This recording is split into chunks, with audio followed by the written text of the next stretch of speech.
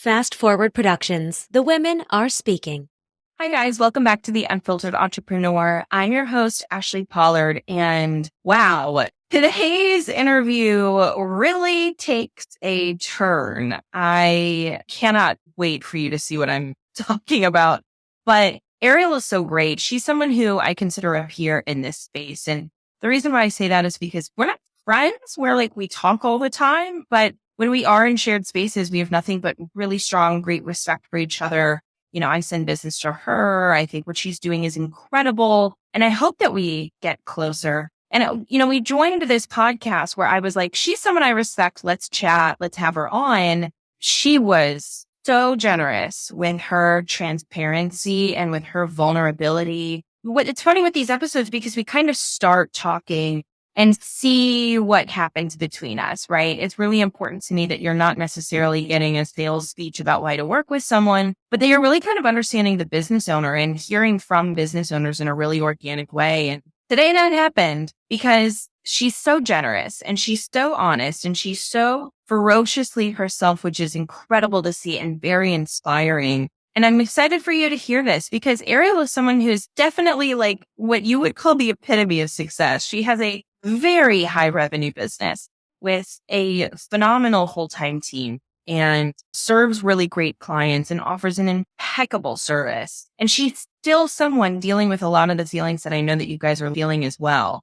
So at the beginning of the episode, you are going to hear a little bit about what she does and the technical component of it. And I think it's important to hear that. I think it's important to kind of understand the nuance and the depth of the business that she's created, but push through all of that because once we start diving into entrepreneurship and leadership and fears of all of it, she really bears herself here. And I'm so grateful to her for that. And I hope that this helps you think a little bit differently, gives you a bit of really strong perspective. And I can't wait to hear what you think. Back with another episode of The Unfiltered Entrepreneur. I have the lovely Ariel Schiffer here from DreamProCourses. Ariel and I have been in each other's, realm. We tend to work with some smaller clients at times, and we've met before. We've done a joint thing before, maybe for your podcast. I can't remember.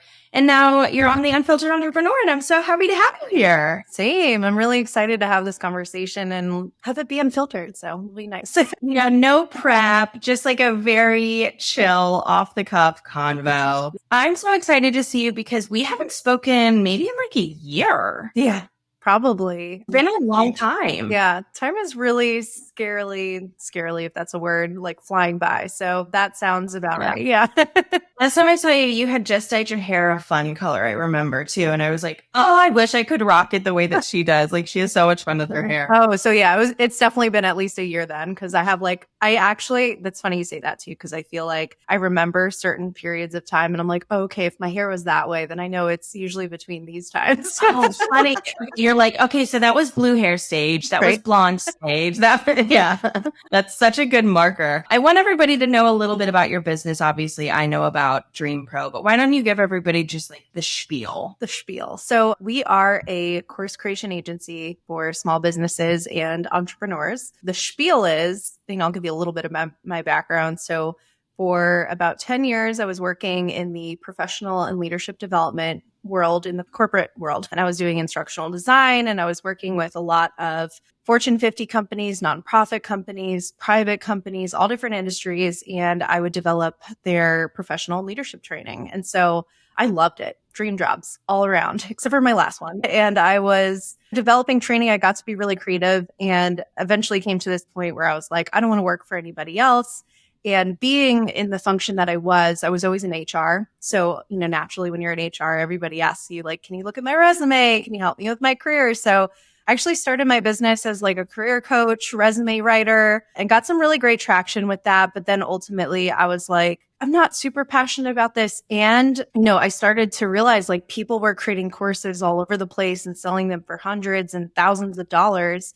And I was like, and some of these are really bad. People could really use my expertise. Nobody knew really what instructional design was. So I ended up helping people, develop their courses, revamp their existing courses. And years later, here we are. Yeah, what's so great about what you do is that I fully believe in the power of courses, especially today. I even have a whole podcast episode that says like, don't launch a course this year. And the whole reason is because if you're going to do it really well, structure it properly, be considerate of the consumer. And those are the things that you actually really stand for. I remember talking to you and just being blown away at the breadth of knowledge that you have about, let's talk about instructional design, because I feel like it's one of those things that I didn't even know really existed, but you and your team really psychologically try to understand how consumers are going through a course, not only for like best use of the, let's say, training, or the modules or the information, but also to like make sure that you're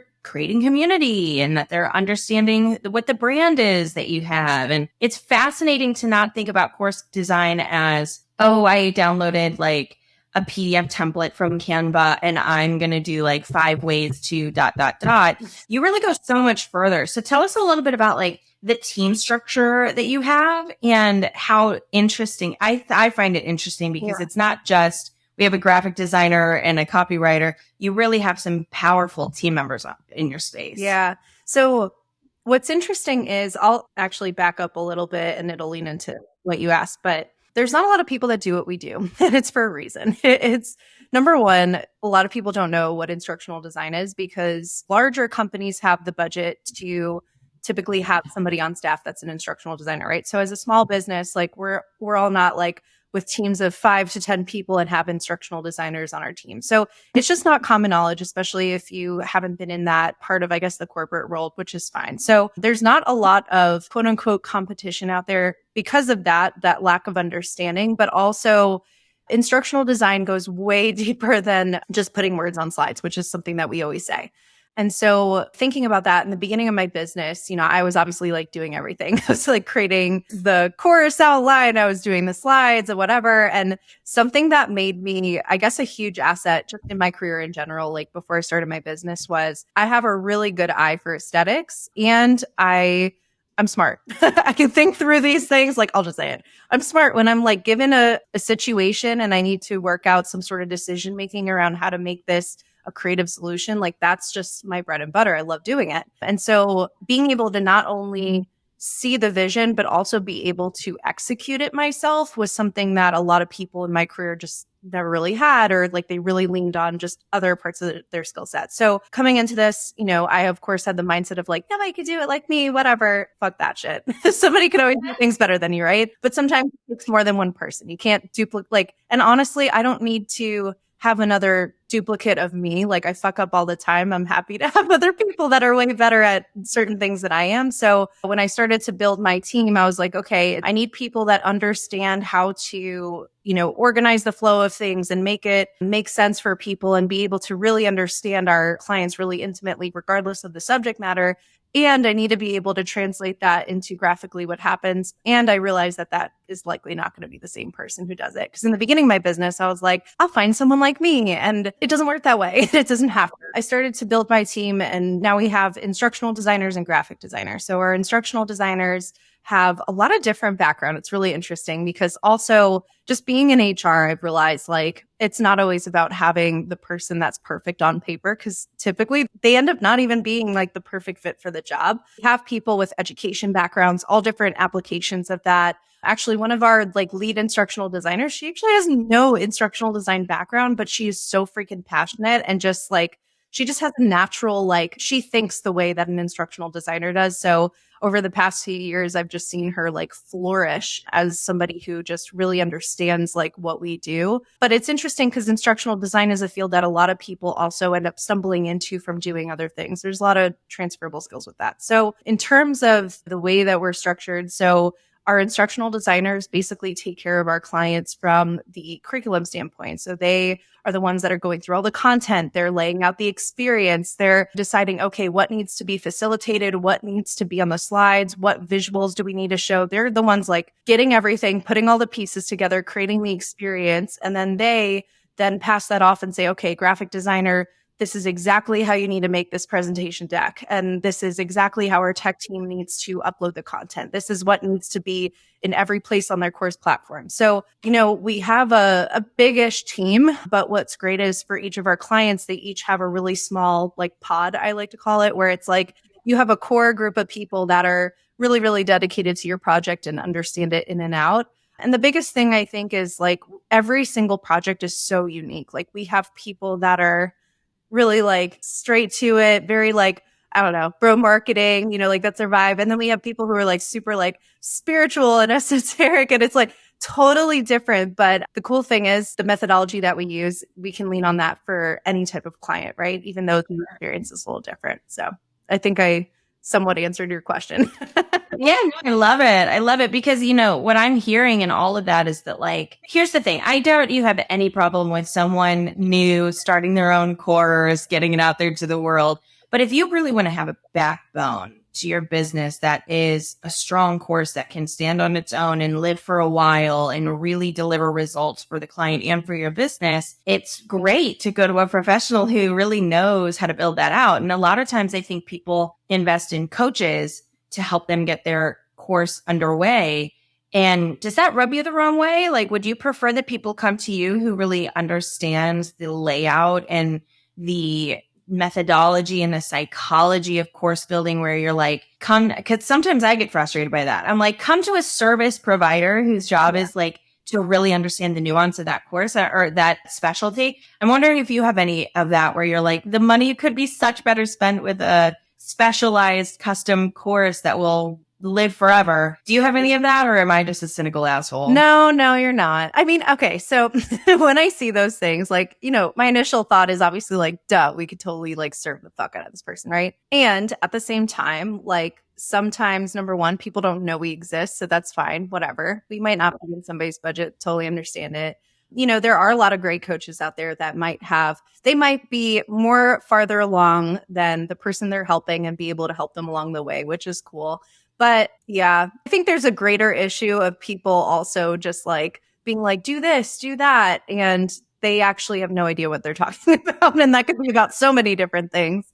I'm not like fully anti-coach by any means. I have great people in the doers who take it so seriously. And I went to a conference recently and I met incredible women who I was like, I would pay you, like you're worth the investment. But I do think it's sometimes so hard when you're like, we are putting so much thought and effort into it, which you are clearly doing. And it's so incredible. I'm also curious when we're talking about like pet peeves, let's say, if there's something that people always come to you that they really want in their course and you're like, no, you don't want that. Or something that people think is really important that you're like, that is so not important. Yeah.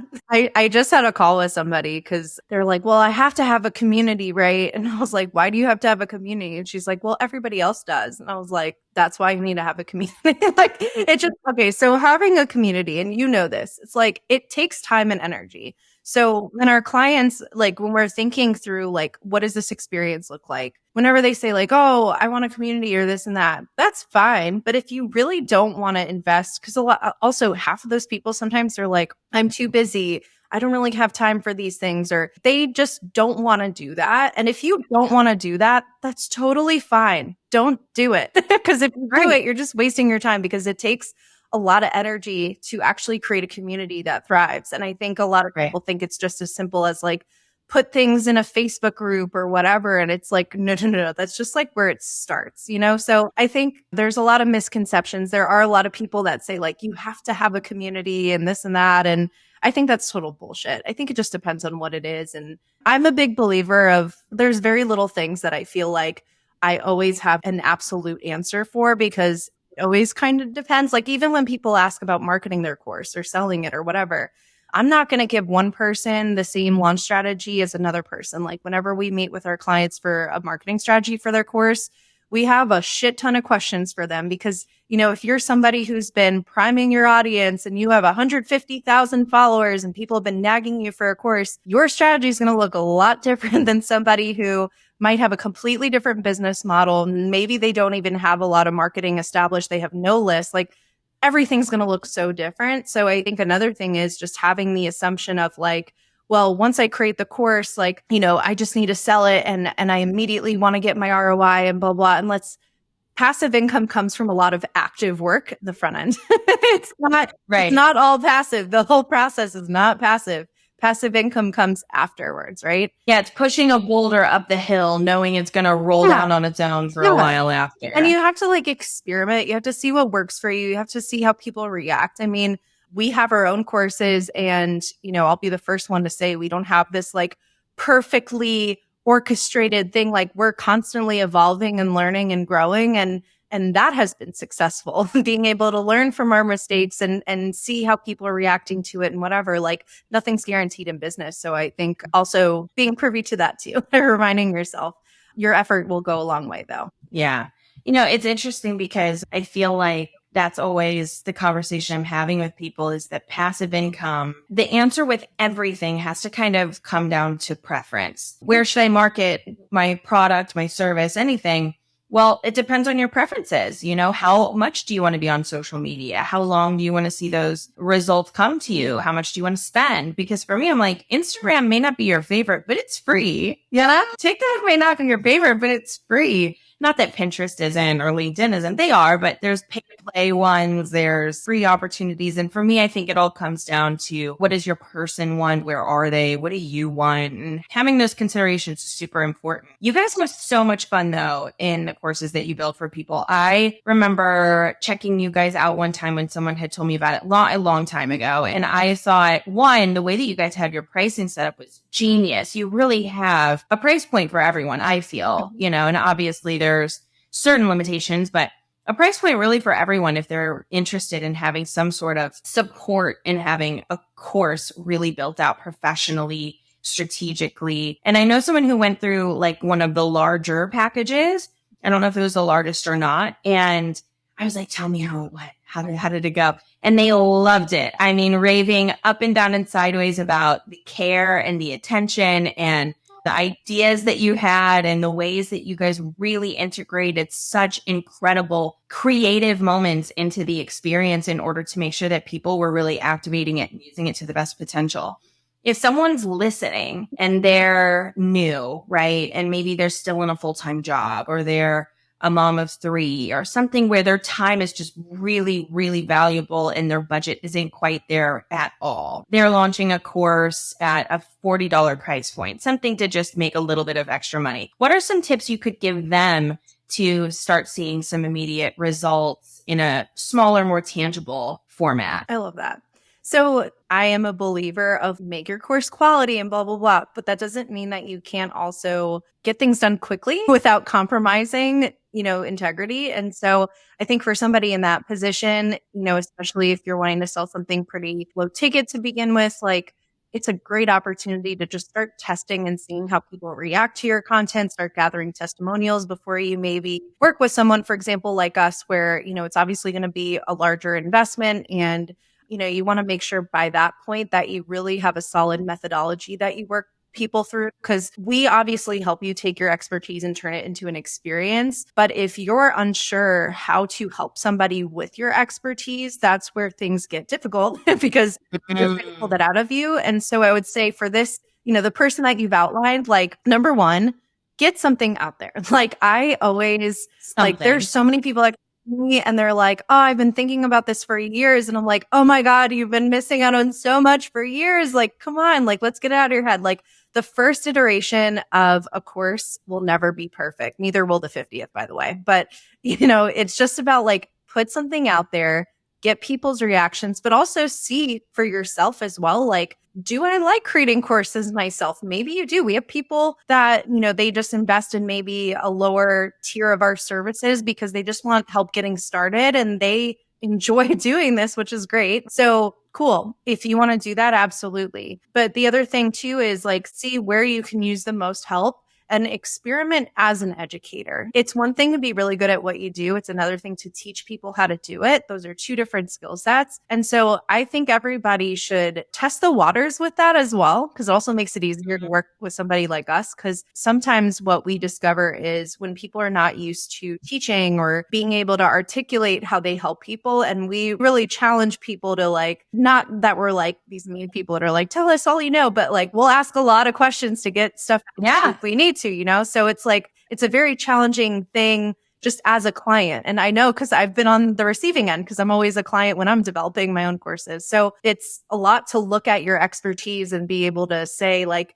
am I comfortable with this? Is this the way I really want to teach it? It kind of challenges also just the way that you talk about the things that you do. So yeah, just start, put something out there. It doesn't have to be this super comprehensive 12 module thing. Like start with a really small, simple topic and keep your scope really clean and just get it out there. That would be my recommendation, is like start small, simple, but effective. Yeah. I've been saying something lately that I feel like is becoming just commonplace verbiage out of my mouth at this point, where I try to tell people momentum, then strategy, which is my way of kind of saying like, I'm not going to strategize anything with you until you're moving already. People will say, what do I post on stories? If you're not posting anything.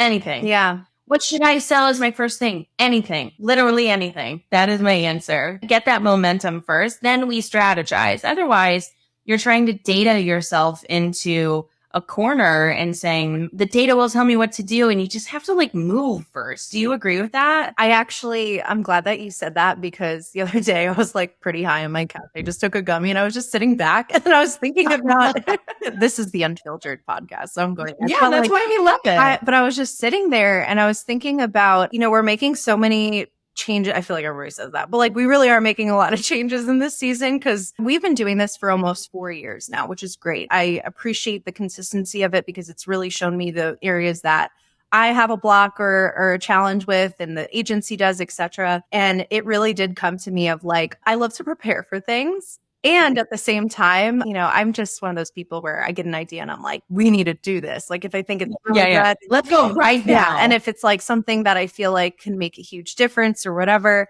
And what I notice is honestly, actually, even though I like things to look good and be polished or whatever, I am super comfortable with moving quick. And it's been actually really interesting to see me push my team to move quick and see when people are like, cool, let's go. And other people are like, wait a minute, hold up. And the other day when I was sitting on my couch, I was just thinking like, I wonder how I can get my team more comfortable with being a little bit more agile and being okay with the messiness. So for example, we've been talking about for a while, like restarting our newsletter, making it something really fun. And we've been talking about it a lot, but I'm like, we've been talking about it, but weeks have gone by, months have gone by, like just put something out there, And so I absolutely agree. I think a lot of people hesitate, myself included, because it's like we care, right? We want to put out the best and we want to make our efforts worth it. But this is like anything. And like when people are like, oh, what do I do with my life? Or what should I create a course on or whatever? Sometimes your lesson comes with the experience that you need to put in, and it's going to be messy and you're probably going to, quote unquote, fail or whatever it is. But that's actually what gets you closer to like where you need to be, because even when we're working with our clients that are launching their courses and we're talking about marketing, like, as much as obviously I want them to have like the biggest, most badass goals in the world, at the same time, like everything's a test. Like marketing is an art and a science,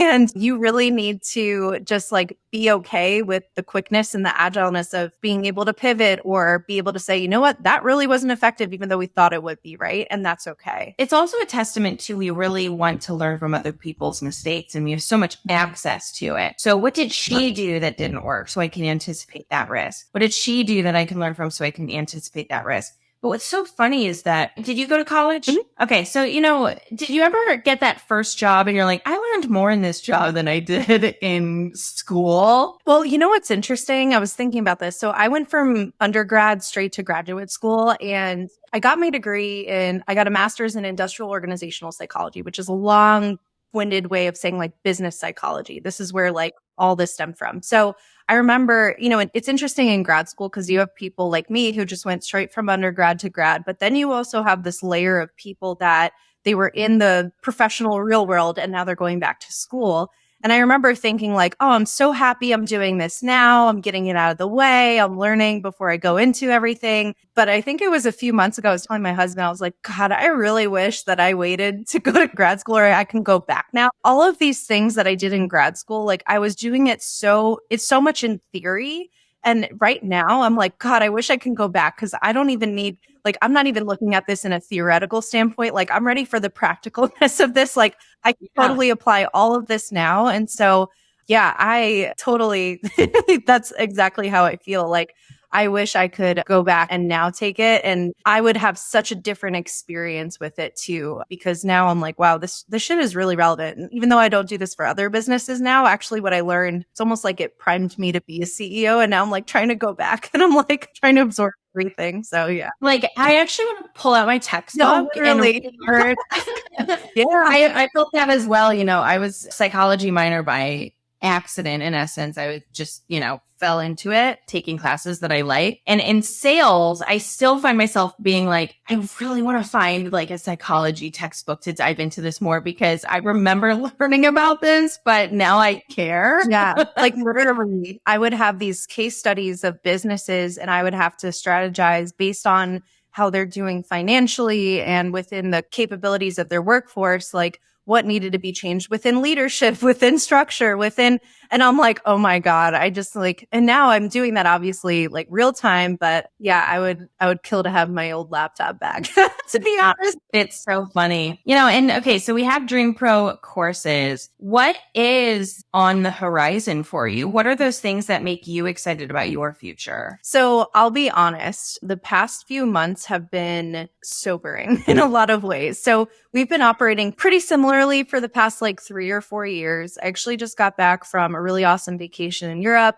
And as soon as I came back, it was just a moment of a culmination of so many things coming to a head in terms of financials, operations, clients, me personally, what I want, all of this stuff. And it's one of those moments where I think most people would have been like, I fucking quit. But I just always tell myself, if I was going to quit, I would have done it already. So like, I say the exact same thing to myself. That's literally what keeps me in. I almost like shut the business down earlier this year. I was like, call it. Yeah. We're done. Yeah. And then I thought about it and I said, for what? So let's say I hate right now. I'm going to go to another job I probably won't love dearly, for a boss and for the lack of freedom.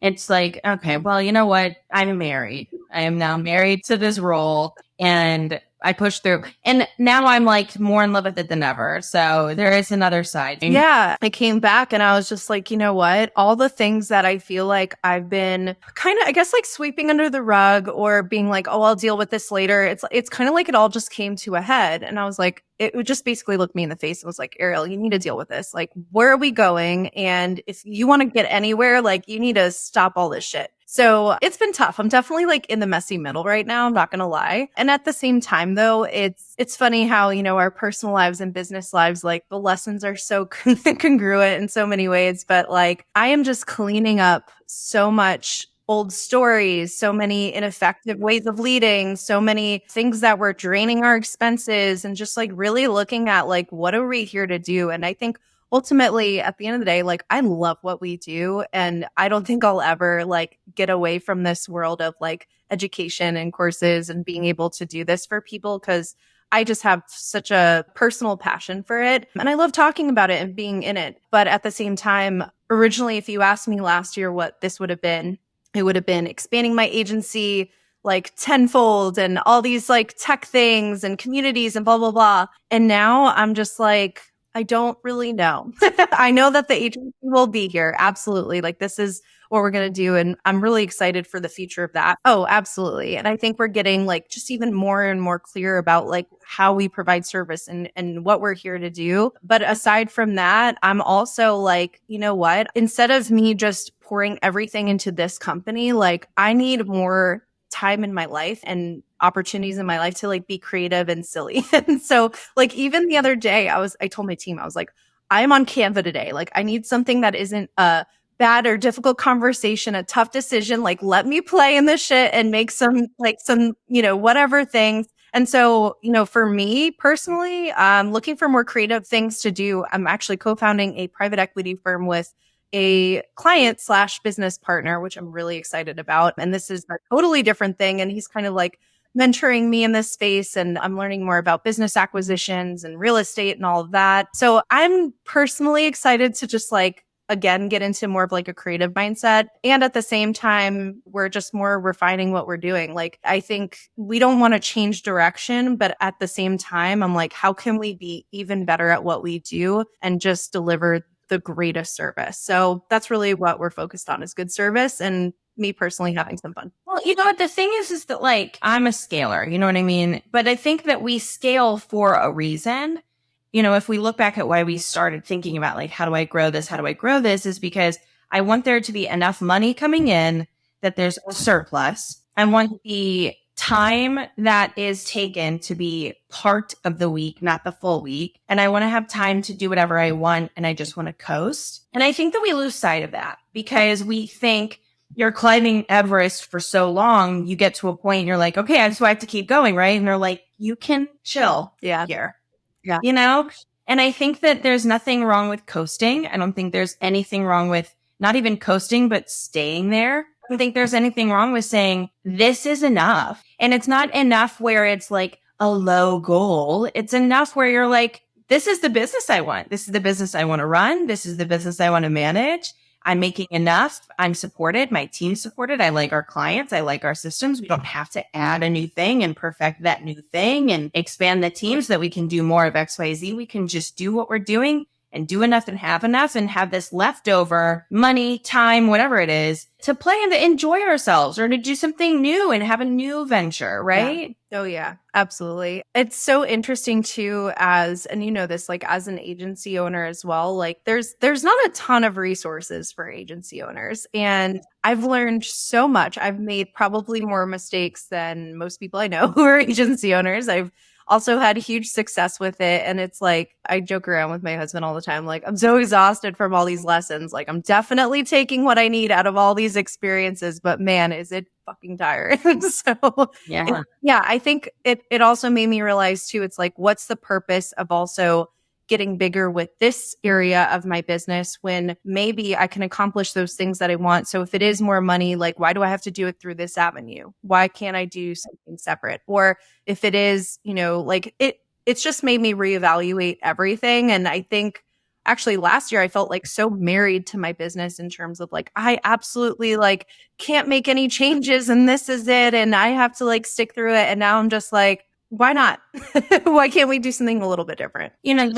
People are always you have a million businesses. I'm I have 4, but they're not all doing the same thing. Fast Forward Production, for instance, the podcast company, Sam runs that business. I'm advising her. I'm here to help her, but I'm not involved. You're not working with me there.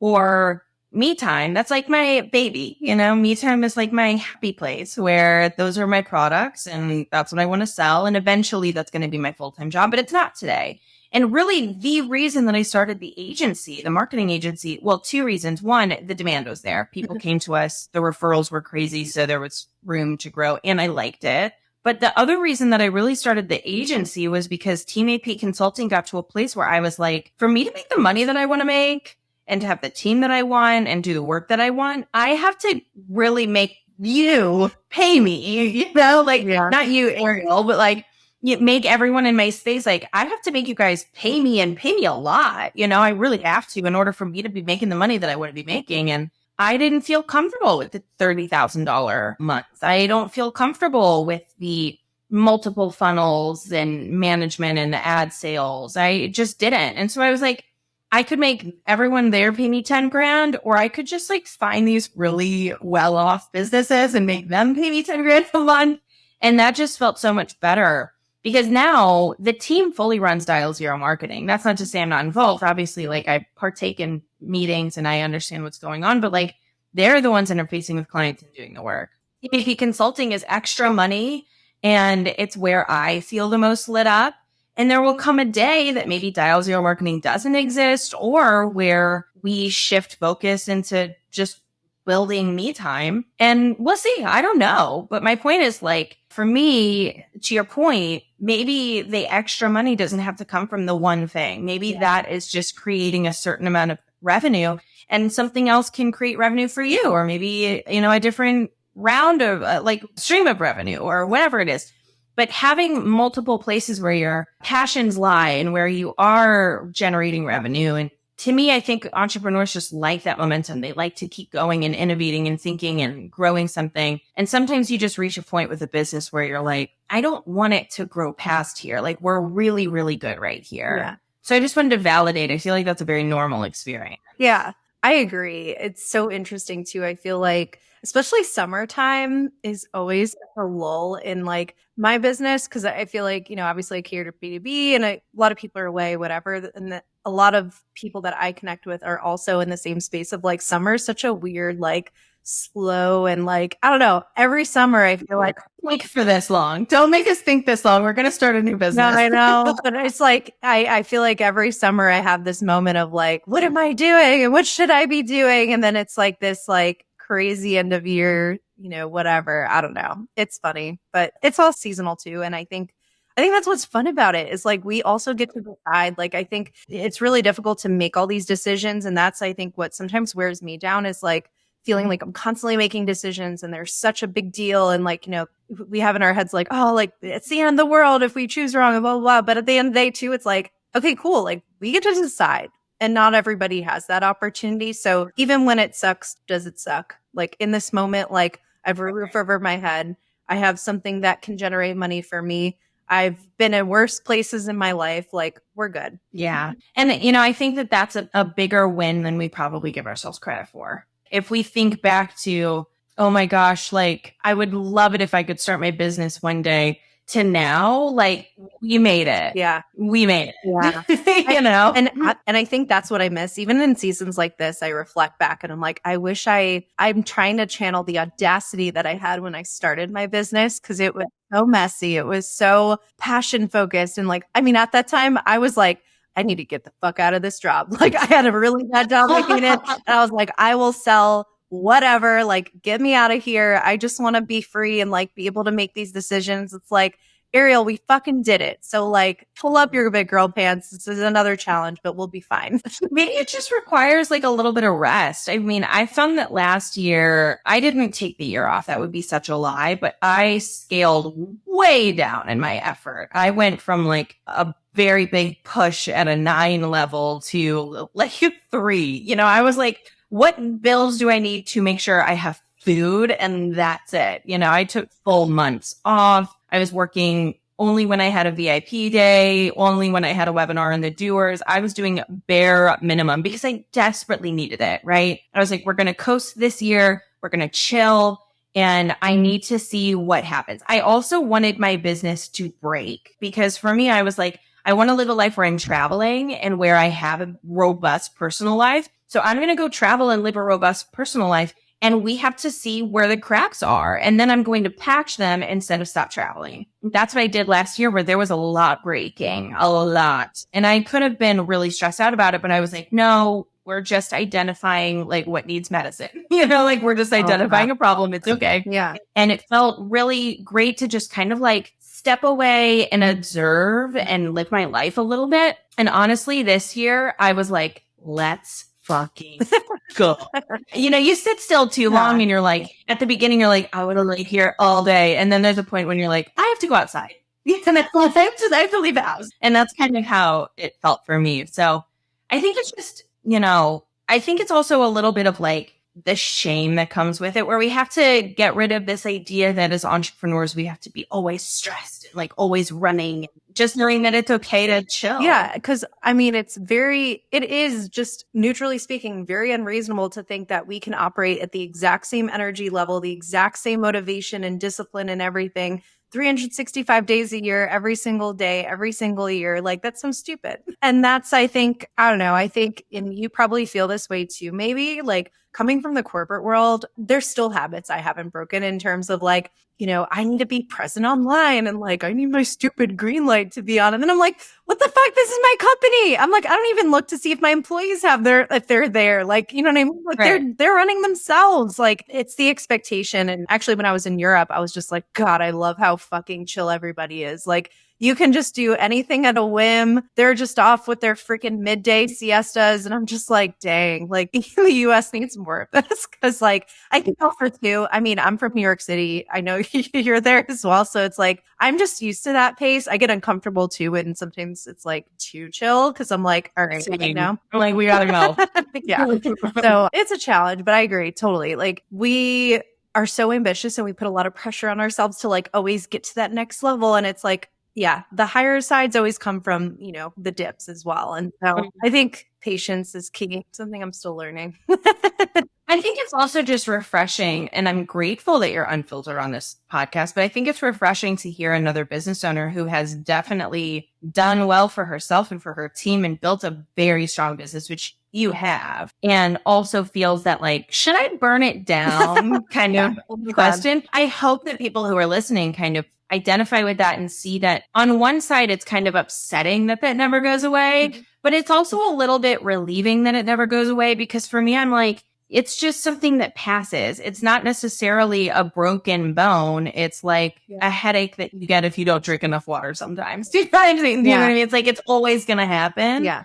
I think that's kind of nice to be like, wait, so this isn't because I'm new. It's because I'm an entrepreneur. Yeah. Yeah. And I think, listen to your gut. When these things come up, it's like, I think my body, honestly, for a while was just like screaming at me to make some changes. And I was like, no, I'll do it later. I'll do it later. Like, I'm comfortable. And like, now it's all just kind of facing me. And I'm like, all right, loud and clear. Let's do this. So take a break. Yeah. But, like I said, at the end of the day, I'm so grateful to have the opportunity and to be able to make decisions, be able to burn things down if I really wanted to. Like I have that power. And I think it's really easy to sometimes give that away or be over consumed or overwhelmed by the weight of all the decisions and the weight of everything that you're carrying. But everything happens for a season. Like no feeling is permanent. Totally got it. I really love this conversation. I hope, what would you say to someone who is maybe stage one of their business or early stages? Maybe they've made a little bit of money, but not a ton.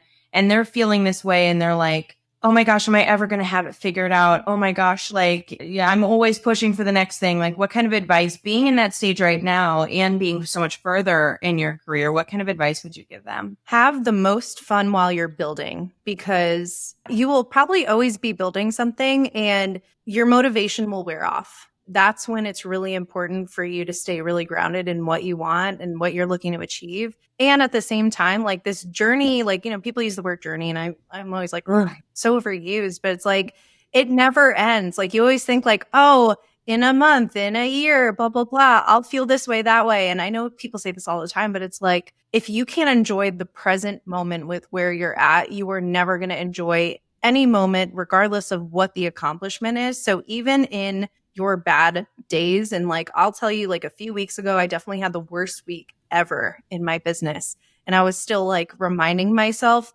thank God I get to wake up and at least I get to be home with my family. At least I get to make my favorite breakfast, at least these things. And it's enjoy the ride. Because honestly, in the beginning of your business, you get to have the most fun too. I feel like you get to experiment. You get to I feel like it's easier to make quick changes and be agile, and just people want to work with people who are enjoying themselves, So if you're looking to grow your business, I have the greatest conversions, the greatest selling periods when I'm just lit up by what I'm doing and what I'm talking about. So have fun and strap in and know it's worth it. I love that you say that. I always tell people I think that people thought for a while this 2 days a month working lifestyle on the beach was a selling metric. And I really think that people like to see people working hard and loving their job. Yeah. I really think that makes more sales than anything, is this sometimes fake, not always, sometimes fake lifestyle of I live this luxury life on the beach and I work 2 days and I make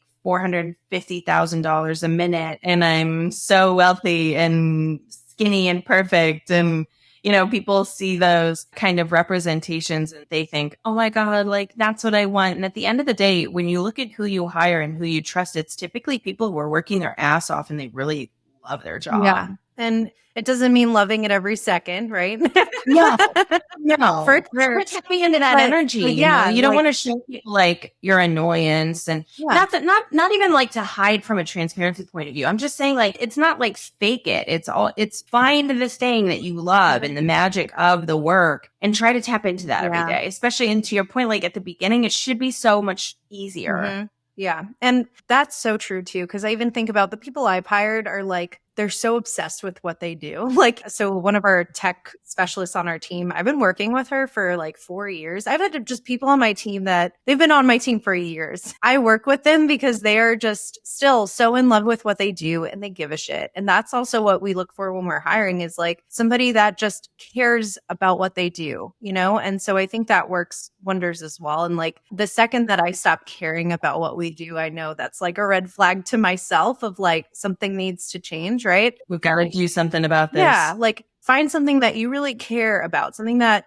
you know, you get excited about talking about. And that's also why I look forward to podcast interviews. And like, even you gave me some like questions or whatever. I always like look them over and I'm like, whatever's on my heart, I'm excited. It just makes it more fun. So yeah, I don't know. I think we pretty much covered it there.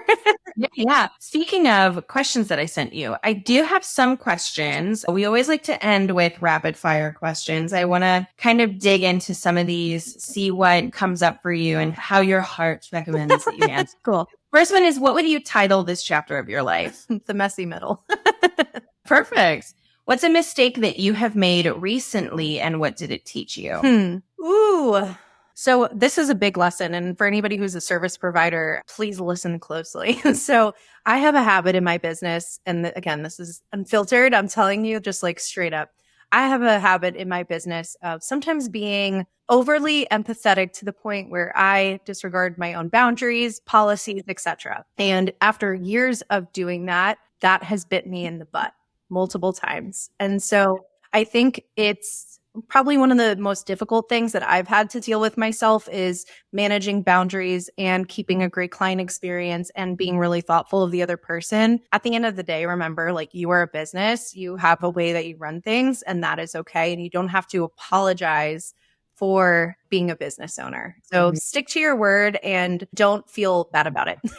What do you wish more people knew? And that is super general because you can take that in any direction you want. I wish people knew that courses in general, it is a long game. Even though you can have short-term success, absolutely, and you can have immediate success, actually, really getting it to a point where it's something that's automated and passive and all of that, it takes time. It is a long game and you cannot get there with a bad product. At one point, it's going to just stop working. Oh, stamps for that. We really need to have like a really solid product and patience. I love it. Yes. If you could have known anything you know now when you started your business, we kind of touched on this. What do you wish it was? I would say that it doesn't matter if people don't like you.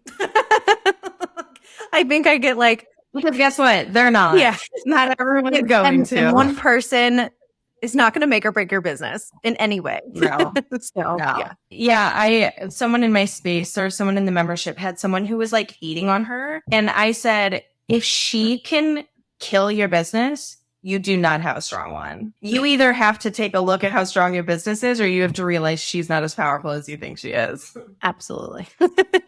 Is there anything else that you want to share with us, Ariel? It was so great having you. Yeah. I loved our conversation. I love how it kind of like morphed into this like realities of entrepreneurship. I know. I feel like, well, okay, I will say, I know we talked about sometimes the tough shit when it comes to being a business owner and all of that. But at the same time, like, as much as I'm like, be realistic and things take time, like dream big, like dream really, really, really, really big. Because I remember years ago, like having these like big dreams. And like now I look back and I'm like, oh my God, I wonder what would happen if I thought like I was capable of like 10 times that. Because what's cool is there's no limit of what you can achieve, what you can do. I feel like every day I'm just blown away by people doing cool stuff. And it's like, why can't you, you know? So even though you might be really grounded in the realities of business and entrepreneurship and all of that, like, don't let it dilute the things that you want to achieve and impact, because it's just insane to see like what just one person can create. Beautiful. We love it. Yeah.